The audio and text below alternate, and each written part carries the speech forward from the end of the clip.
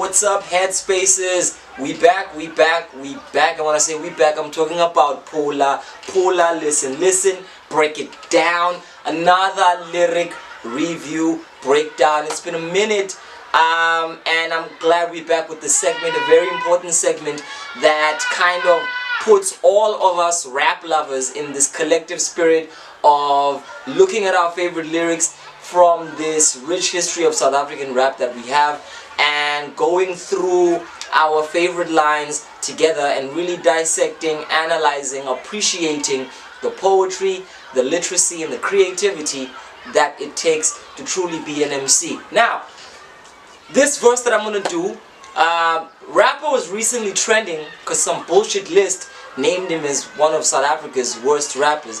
And I say bullshit list because how do you even get the metrics for that?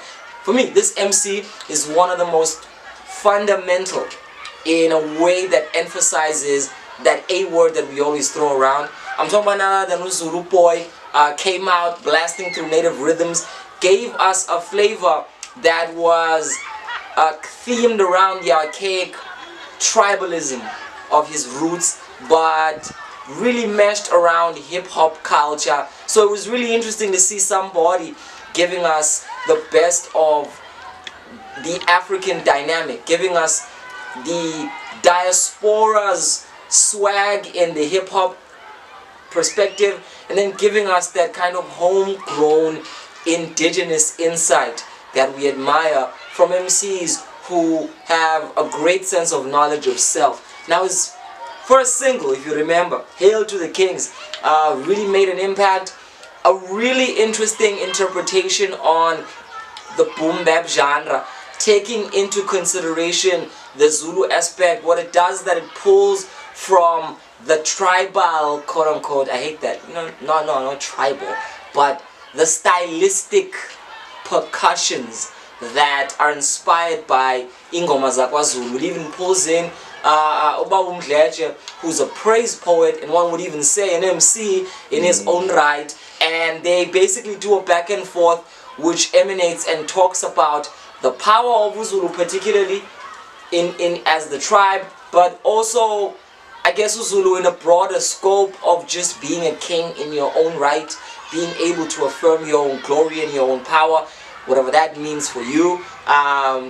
So in a nutshell, this is a song about empowerment. This is Zulu empowering himself, empowering us, and as I always say, that's what hip-hop is about.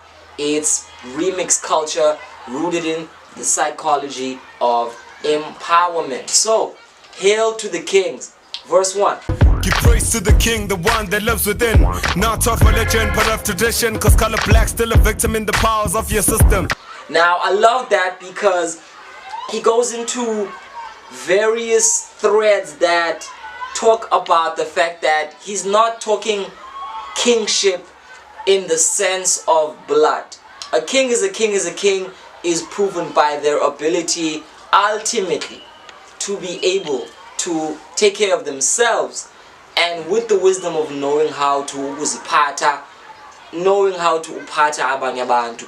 The inner politics is what expresses the outer politics. The inner governance is what expresses the outer governance. So this kings that lives within, not of religion but of tradition. Umlando, going back into yourself, into your lineage. Zuluboy is emphasizing the importance that is embedded in all of us to have an understanding about where we come from genealogically, because a lot of what we are, even personality wise, is an expression of what has come before us. We are millions of stories, billions of stories manifested through individuals who become their own living myths. Zuluboy is reminding us that through our blood courses these stories, and if we actually take the time to learn more about ourselves, it will enrich our self-knowledge. Even before the days of Otompas, no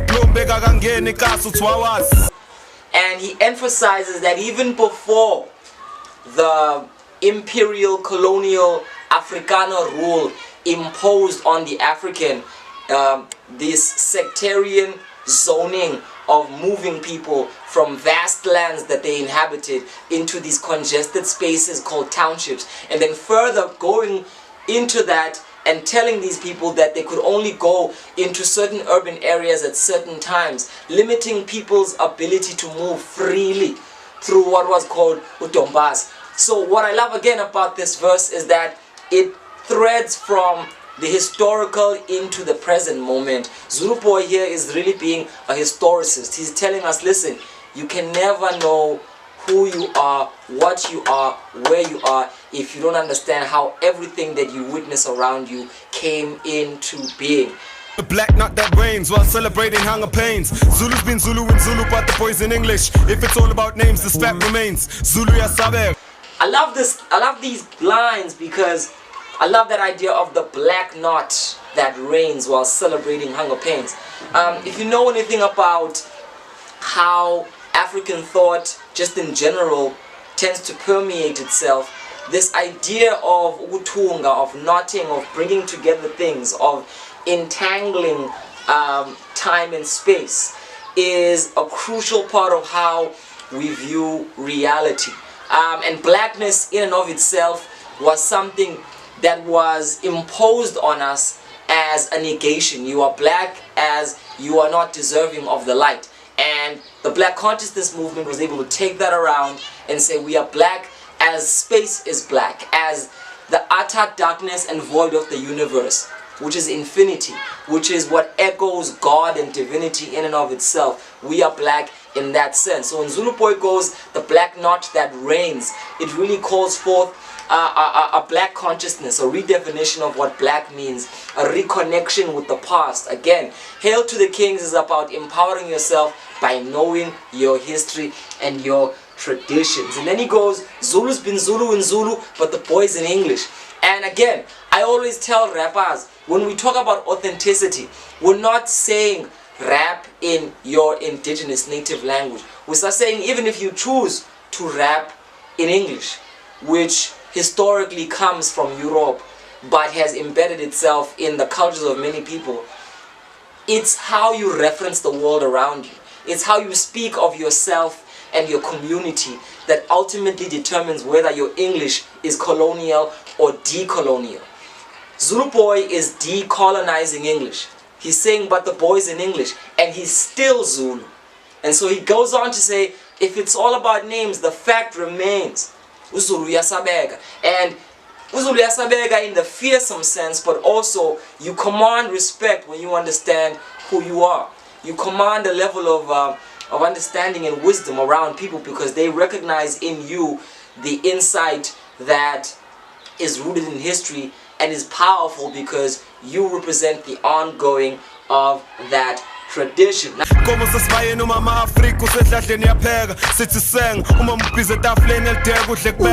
He's painting this ancient picture of the family, the cows in the kraal, the woman traditionally cooking in the house, the kids, getting the milk from the cows that are in the kraal. He's painting the homestead. He's painting this algorithm that was set up of the African homestead, how it was set up in a way where the home of the center was rooted and taken care of by the mother, who was the nourisher, who was the source of how people were fed, and how around that you had the importance of inkomo, which roamed around as symbols of sustenance, but also the remembrance of the wealth that has been left to us by our families. So again, he's flashing us back into this historical image in a kind of a bridge, creating Zulu Yasabeka as a chant,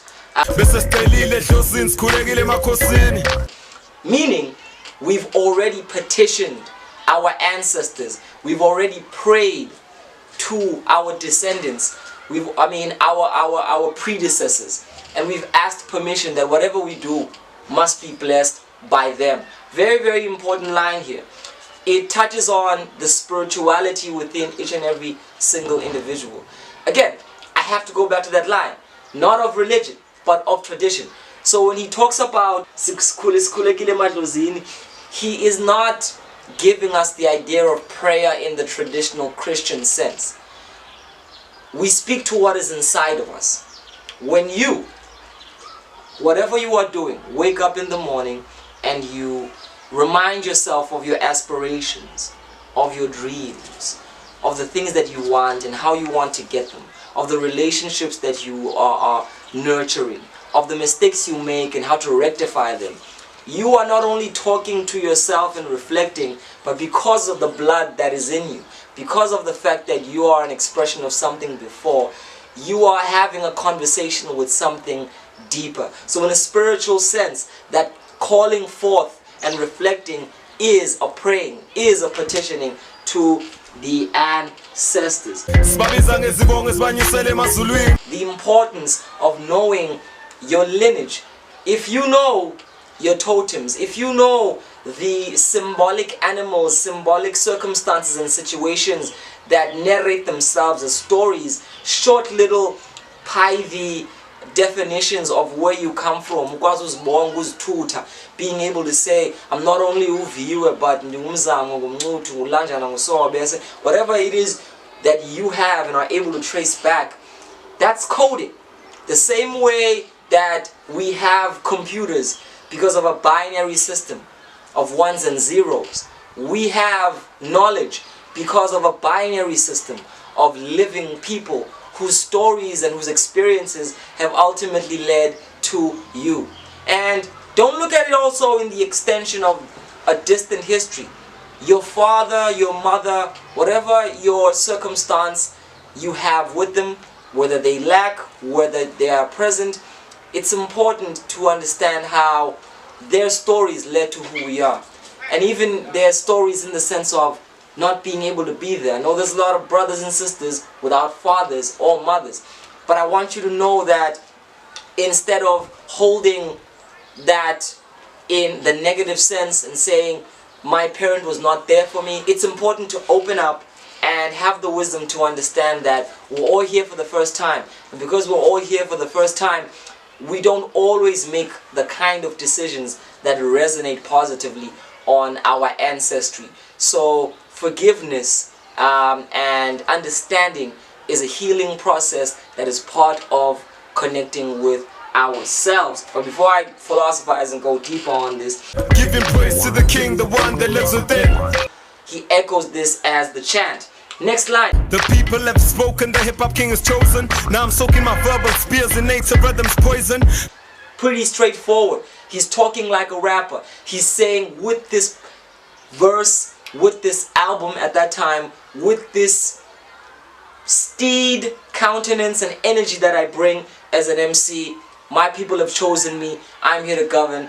I'm here to reign, dominant. Native rhythms is what he was repping at that time. So that was the label kind of helping him bridge the gap and reach the people. Shout out to Sipositor.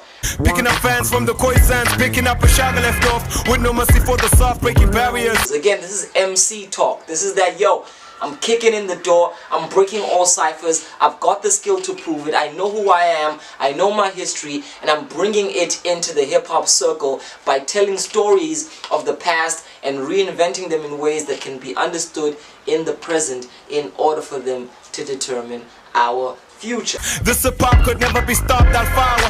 And this is where it gets a little tricky, because, you know, when doing these Phula-Phula references, I've realized that you listen to a song and you hear what you hear, and from going online and going on blogs and different conversations around hip-hop verses and lyricism, you find that sometimes there isn't a coherence about what a person is saying in a certain line because the accentuation or enunciation gets lost. So I'm going to admit that this following line was lost on me. So if you as the subscribers have a better idea of, or think you have a better idea of what Zuluboy is saying in this next line, if Zuluboy is watching this, please, I need to understand what you're saying, because I will forever be scratching my head trying to figure out how to decode this amazing verse. We are no dog, I'm here to shepherd like Moses and sheep, I'm here to father.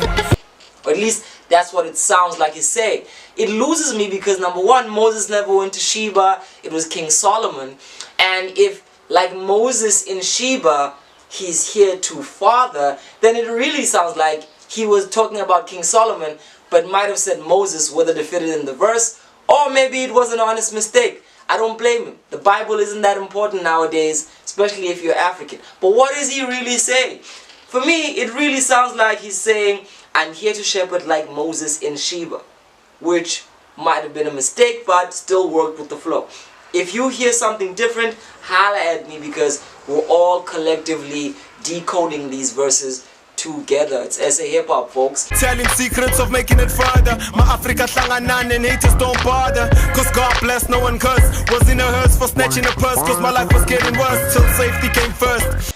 He goes into his own personal life. He goes into a life which kind of mirrors a lot of black angst in the midst of oppression, which tends to make it by any means, and even means that mean taking from your neighbor, snatching the purse until you realize that maybe this path is going to lead you closer to death than actual sustenance. So he reflects on that. He reflects on the consequences of the thug life. Empire, it's the Durban Dragon spitting fire while we inspire. We're making rappers want to retire. We're making MCs have more fires. Again, that's just hip hop talk. Hip hop at the core of it is about taking a hopeless situation and finding ways to reinvent yourself and gain confidence, to gain power and become the king that can be hailed. And not hailed in the sense of being worshipped, but revered and respected, because isn't that the point of social engagement? To understand each other and respect each other. Aren't we all kings when we know how to truly interact with others? We're not talking about thrones that elevate above others, but the throne of the mind, which is able to truly see life from the perspective that is integral, and integral in the sense of understanding that everyone matches. Everyone's experiences are valuable, and because everyone's experiences are valuable, it's important to observe and understand where everybody's coming from before you make harsh judgment, because you would want the same for yourself. So hail to the kings. Shout out to Zuluboy, a classic verse, a classic joint in South African hip-hop history. Talk to me on the comment section. That one line is still a mystery, but I gave you the best reiteration that I heard.